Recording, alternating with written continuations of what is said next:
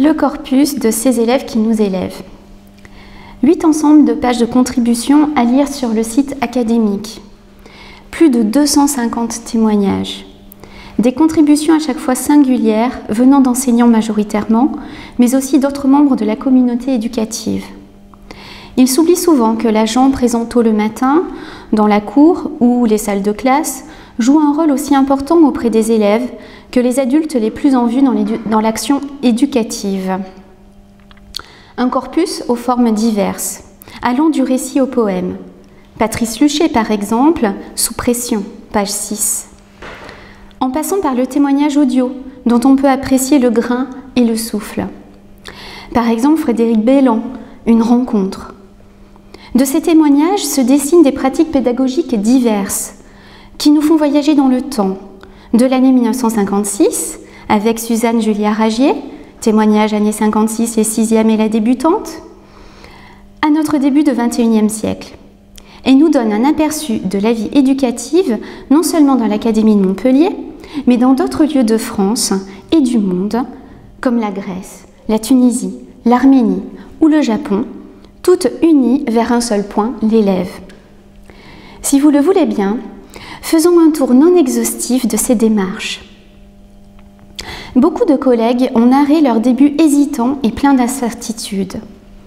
Les élèves, avec une brutalité plus ou moins appuyée, les ont guidés parce que ces jeunes professeurs ont su être à l'écoute. Ainsi, Claire Jost, professeure d'allemand, affirme « Les phrases d'élèves qui m'ont le plus émue sont celles que j'attendais le moins. Elles remontent à mes années en collège ZEP et furent prononcées par ceux qui, refusant de se plier aux règles, me confrontèrent avec leur franchise brute. Alors que je demandais à mes élèves ce que pouvait ressentir le personnage dont il était question dans le texte que nous étudions, l'un d'eux me lança « Mais je ne sais pas, moi, je ne suis pas lui !» me faisant prendre conscience de l'inanité de ma question à ses yeux et ainsi de la nécessité de partir d'autre chose que de mes propres évidences. Je me suis bien souvent rendu compte depuis que ce qui est évident pour moi ne l'est pas d'emblée pour l'autre, et à quel point l'écoute, la patience et la tolérance sont nécessaires à l'entente. Nancy Vernier-Bouchacourt, professeur de français, lors de rendu de copie, avait conseillé « Lis bien les commentaires, Émilie, ils te permettront de comprendre ta note. Ne t'inquiète pas, tu vas progresser. Tu n'as pas fait de hors-sujet, mais la description que tu proposes doit être développée. Sinon, pour le reste, cela fonctionne. » Heureusement que vous le dites, car quand on lit vos commentaires, on a l'impression que rien ne va. Et tout se ronge. On se dit que tout est bon à mettre à la poubelle. C'est décourageant. Certains ont voulu, dans l'échange qui préside à la relation professeur-élève, éclairer l'intérêt de certaines pratiques pédagogiques. L'inclusion, par exemple. Nous bénéficions de la double expérience de Sandrine Roy, professeure contractuelle puis AVS, qui lui a donné des clés sur la différence qu'un élève doit dépasser malgré un cadre scolaire très normatif. Ainsi, j'ai diagnostiqué TDAH, trouble du déficit de l'attention avec hyperactivité, et TSA, trouble du spectre autistique, est par ailleurs entravé dans sa progression et son rythme de travail par une recherche poussée de la perfection. J'aime le travail bien fait, notamment dans l'écriture qui demeure une souffrance pour lui. Mais alors que nous, adultes, perdons temps et énergie en plaintes et revendications parfois stériles ou dérisoires, nul ne l'a jamais entendu, lui, se plaindre. Parfois il s'irrite. « Ma main n'écrit pas ce que je veux », mais reprend ses efforts et sans perdre courage. 20 fois sur le métier, remet son ouvrage. Il est, me semble-t-il, un exemple de persévérance et de courage.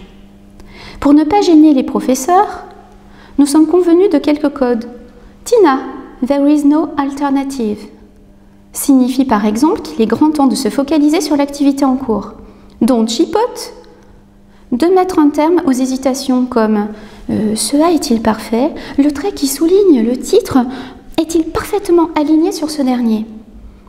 Mais le jour où lui me surprend à vouloir reprendre un trait maladroitement tracé et me lance en clin d'œil « Don't chipote », alors je pense en moi-même que nous sommes sur le bon chemin et reste interdit devant une telle prise de recul. Lorsque, du haut de ses 12 ans, G me confie « Madame, ne pensez pas ce qu'elle disait quand elle a trouvé mon dessin très beau. Ses yeux n'ont pas regardé ma feuille. » Il conforte en moi les vertus de l'authenticité et de la sincérité. Mais ces élèves en situation de handicap n'élèvent pas seulement les adultes que nous sommes. Que dire de ces cours presque magistraux d'histoire qui perdent peut-être un peu de leur superbe lors des interruptions intempestives de M, diagnostiquées TSA et aux connaissances encyclopédiques en histoire, mais qui constituent un excellent cas pratique de MC.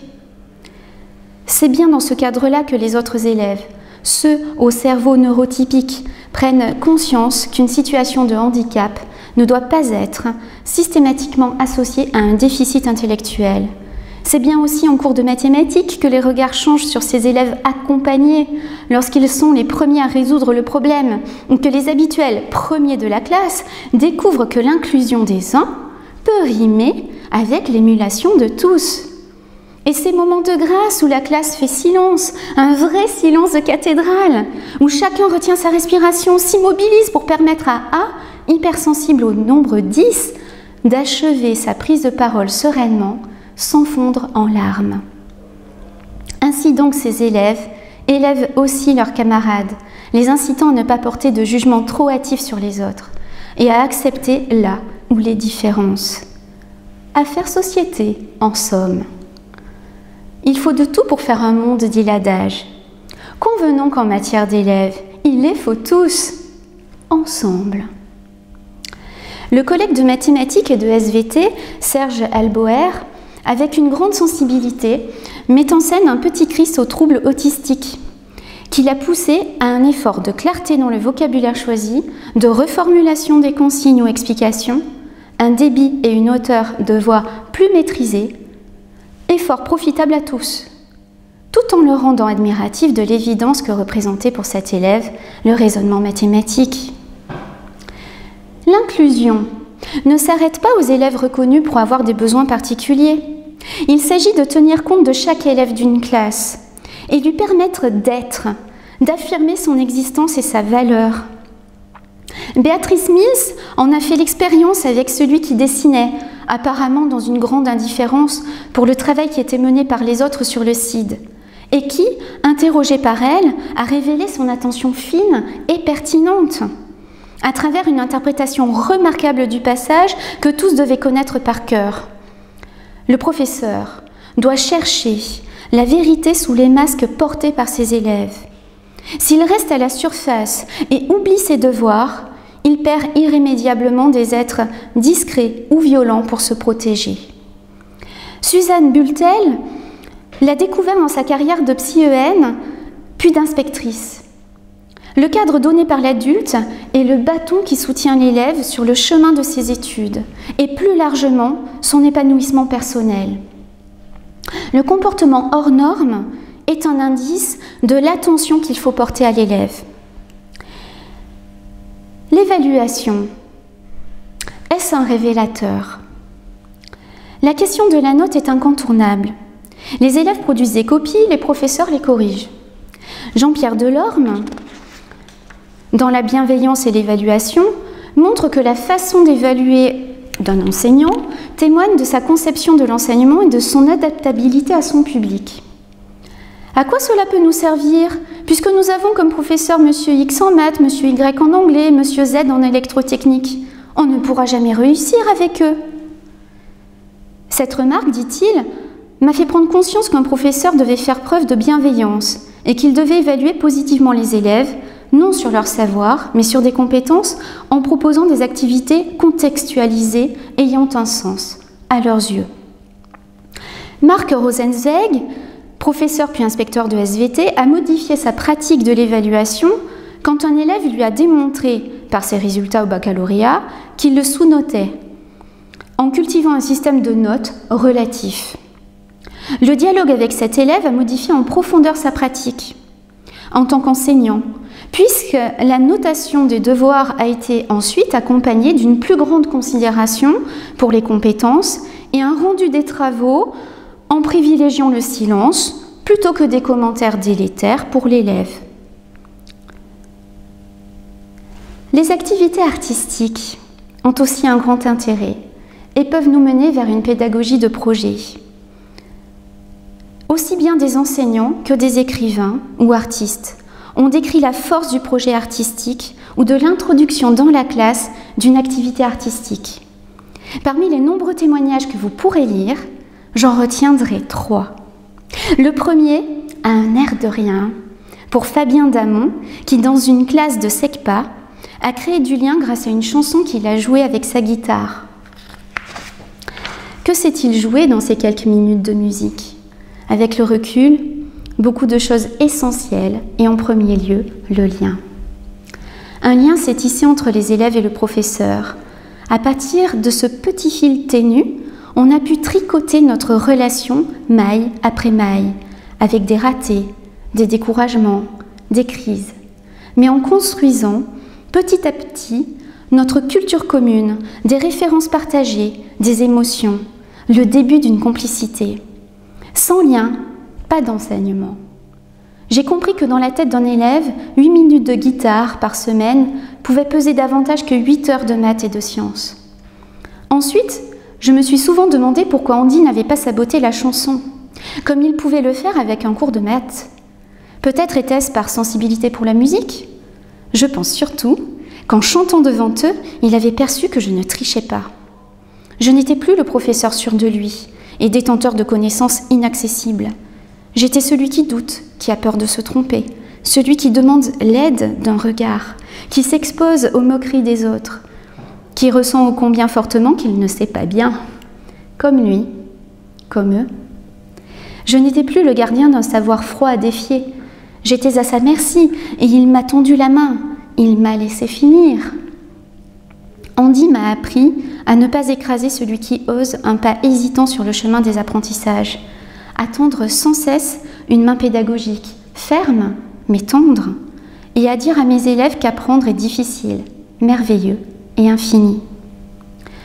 Joëlle Wintrebert, quant à elle, en intervention comme autrice dans une classe, a vécu l'expérience suivante, fondatrice du regard qu'elle porte sur ses interventions auprès des élèves.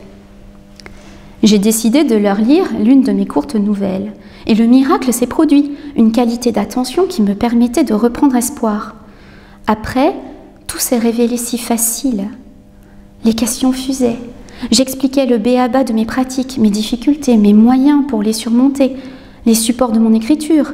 Puis ils se sont lancés. Et si leur texte balbutiait souvent, ils diffusaient tant d'émotions. Joie, colère, douleur entremêlées. J'y sentais tant de vérité jusque sous les déguisements ou les oripeaux des fictions que j'ai oublié toute sensation de gêne. Je m'apercevais que je n'étais pas là pour obtenir que ces jeunes écrivent comme moi, mais comme un trait d'union avec toutes sortes d'écritures. Les voir s'organiser et batailler pour réussir m'avait enthousiasmée, et surtout 2 d'entre eux jusque-là déclarés incapables et qui avaient stupéfié l'enseignante. Par la suite, de voir les élèves en échec se révéler dans l'écriture, à l'étonnement de leur professeur qui les pensait condamnés à la médiocrité, sera toujours un éblouissement. Le troisième fait ressurgir en moi les mots de Montaigne dans De l'institution des enfants. Les abeilles pillotent de ça de là les fleurs, mais elles en font après le miel, qui est tout leur. Ce n'est plus thym ni marjolaine. Ainsi les pièces empruntées d'autrui, il les transformera et confondra pour en faire un ouvrage tout sien, à savoir son jugement. Hélène Levasseur n'a-t-elle pas vu apparaître cette autonomie et capacité de s'approprier un enseignement quand ses élèves lui ont fait la surprise de jouer un extrait des Femmes savantes au lieu de simplement l'étudier et noter ce qui leur inspirait? Le cours va donc commencer, mais je remarque un peu étonnée que certains d'entre eux sont absents. On me parle d'une convocation chez le proviseur. Bon, je n'ai pas été prévenue, je verrai ça plus tard, il faut entreprendre l'explication de texte. Allez, prenez vos classeurs, j'aimerais savoir ce que vous avez compris dans cette scène, ce qu'elle vous dit, ce qu'elle vous inspire. On tape à la porte, brouhaha dans la salle. Madame, s'il vous plaît. Oui, que se passe-t-il? Ils arrivent, ils sont là. Ils sont là. Un joyeux tumulte précède l'irruption dans la classe des élèves supposés être avec le proviseur. Un couvre-chef informe, recouvert de plumes bariolées, passe la porte, cachant derrière ses lunettes le regard rieur de Zacharia. Zacharia, dit le matheux, que je reconnais soudain interloqué. Les rires fusent dans la classe. Il se met en place entre mon bureau et les premières rangées de tables, fait son trissotin, applaudi par la classe, suivi par le bruissement de robes de couleurs vives, empruntées aux tenues de fête marocaines et françaises mêlées, récupérées par des jeunes filles poudrées et maquillées qui le rejoignent. Ah, mettons-nous ici pour écouter à l'aise ces vers que mot à mot il est besoin qu'on pèse. Je devine avec surprise dans le personnage de Philaminte qui vient d'intervenir la brune Sylvia, excellente élève. Elle est d'ordinaire plutôt discrète. Je brûle de les voir, attaque Agathe, fille d'une de mes collègues, apparemment ravie de jouer les Armandes. Et l'on s'en meurt chez nous, lance Martine, méconnaissable, sous les phares de Bélise. Dans un coin, figée et néanmoins si présente dans sa petite djellaba raffinée, brodée ton sur ton, Henriette Myriam s'est placée à l'écart. Je me détends, respire profondément et je jubile littéralement. Je me souviens. Si ces élèves ont pris cette liberté, c'est que ce professeur leur en a donné l'opportunité. Ils ont pu pousser leur réflexion et signifier leur intérêt au-delà de l'enseignement littéraire pour des mots de théâtre, des mots qui doivent sonner et résonner dans l'espace pour être pleinement actifs. Enfin, le rapport à l'autre, est-ce une affaire de don contre don? Nathalie Auger, professeure d'université en français et langue étrangère, explique dans un témoignage audio que selon la théorie de Marcel Mauss, la relation sociale est importante dans les apprentissages. Elle a pris comme exemple le banquet que ses étudiants Bot People avaient cuisiné pour la remercier de son attention. Elle suggère, quelques minutes plus tard, que l'échange va bien plus loin. Il passe parfois par une inversion des rôles, salutaire pour l'enseignant, qui alors comprend aussi bien les écarts culturels que les difficultés qui en découlent. Pour preuve, la fois où elle a voulu apprendre une langue de façon scolaire, alors que ses étudiants ne cessaient de lui répéter qu'il suffisait de la parler, en se faisant confiance, en sortant de la stratégie de l'apprentissage. Ce qui est frappant, c'est la constante qui se dégage de ce corpus. Peu importe la date de la situation didactique décrite, qu'elle ait eu lieu en 1956 dans une classe de filles au détour de dictée-rédaction, en 1974 sous le patronage de Molière, ou de nos jours, nous retrouvons toujours des moments à part d'enseignement parce que la relation du professeur à l'élève s'est construite à partir d'un véritable échange humain qui a aboli la hiérarchie supposée. L'enseignant est devenu un véritable enseignant lorsqu'il a laissé s'exprimer son sens de l'observation et sa sensibilité au service de ses élèves, et qu'il s'est donné le droit d'agir en être humain, loin d'une image stéréotypée du professeur, floue et peu indicative de l'attitude professionnelle que doit adopter tout enseignant.